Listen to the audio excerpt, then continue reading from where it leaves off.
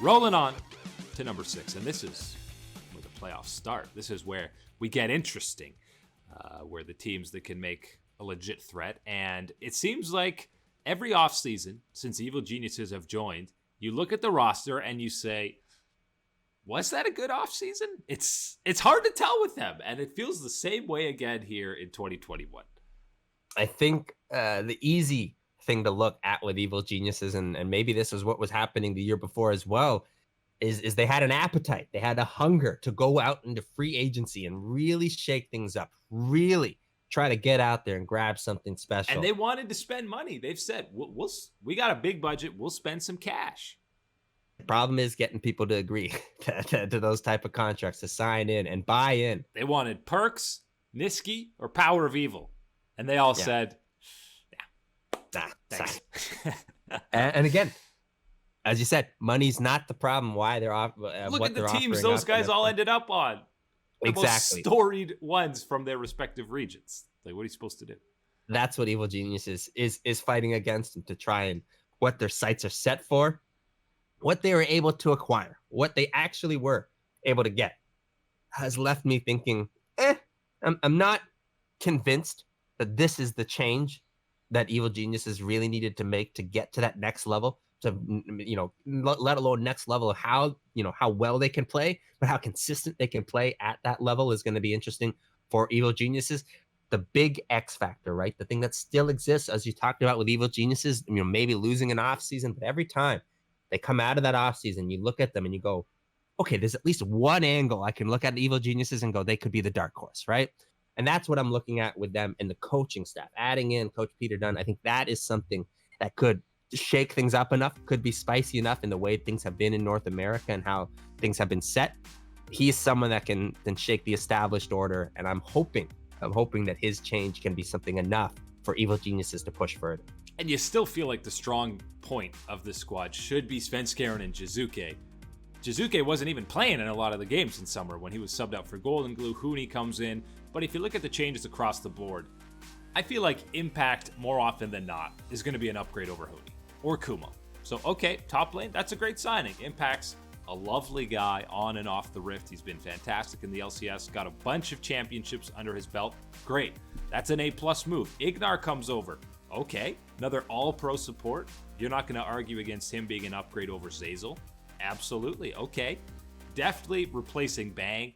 Okay, that's a clear downgrade, I think most people would say. And Jiizuke, Svenskeren, again, you're just hoping for that magic to happen. So overall, you can't be disappointed with Evil Geniuses because they did all they could. They couldn't reel in the big fish because they wanted to go to greener pastures. Like and TSM, that's what Cloud9, Fnatic. And that's why I'm looking at the coaching staff, right? And that's why I'm talking about Peter Dunn, especially his history, right? His history with Jiizuke, that's going to be the big one for me. Can he unlock that level of play? Can we see that aggression, that level of skill that we were able to see with Vitality? And we saw flashes of it during last year, during the LCS, but we did see too many times, uncharacteristically greedy play, sloppy play in that mid lane that would lead to a lot of mistakes. And unfortunately for Evil Geniuses, a big player, big important player, the power player like Jiizuke, like you had, if it's going negatively, I tell you what, it's going negatively in a lot of other places of the map, unfortunately, for Evil Geniuses at the time. Not a ton of changes still with this roster. As you said, I like the impact in the top side. I think will provide more stability for this team. Still looking for more from them. And, they had Kumo playing Riven the odd time. We see an Impact play Riven at all in 2021? Hey, man, you're going to be seeing a lot more tanks in that top side for Evil Geniuses. Yeah, I wouldn't mind an Impact Riven. Impact Shen, always a good, fun time as well, though. And Svenskeren also, when he initially came with EG, it was like, this is an MVP level jungler. You got to build the team around him. He should get at least close to that level again. And I don't think we ever really saw it. He had some games, he's on the Graves where he would dominate and snowball the early game. Okay, but you didn't see it nearly enough throughout 2020. Yeah, this is someone that Svenskeren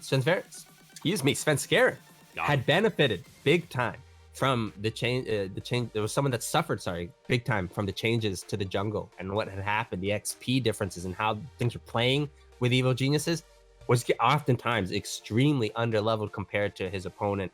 Not what you wanted. And still, even getting outside that point, not the performances that they were sold from Cloud9. And a lot of people looked at, obviously, the split and looking at the performance of Blabber and how much he excelled and how well he played with Niski. And obviously, again, understanding differences in teams and what was happening. You still didn't get anywhere close to that level from Svenskeren last year. Someone that is absolutely capable of it. Need to see it if Evil Genius wants success.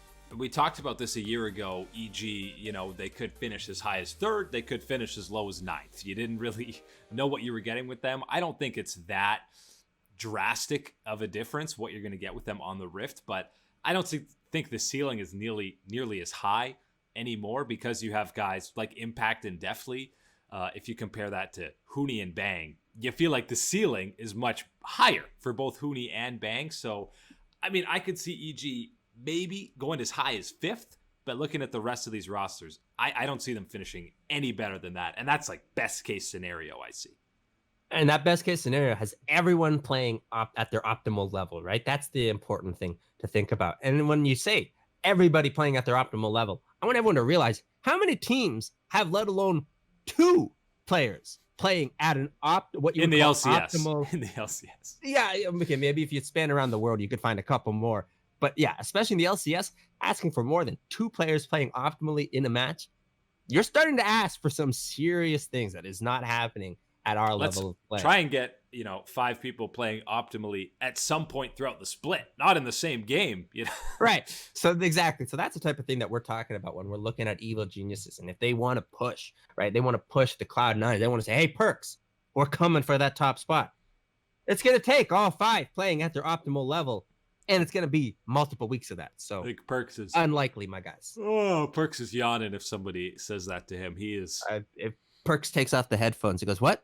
Excuse me? Oh, yeah. Didn't hear you. Okay. Didn't hear you. Jiizuke? Oh, yeah. Rookie of the split. Yeah. I will annihilate you. EG, though, for now, that first playoff spot in at number 6. That's it today for League Unlock. Eric and Mark here with you guys as always. Thanks for chillaxing with us. We'll catch you on that flippity flop.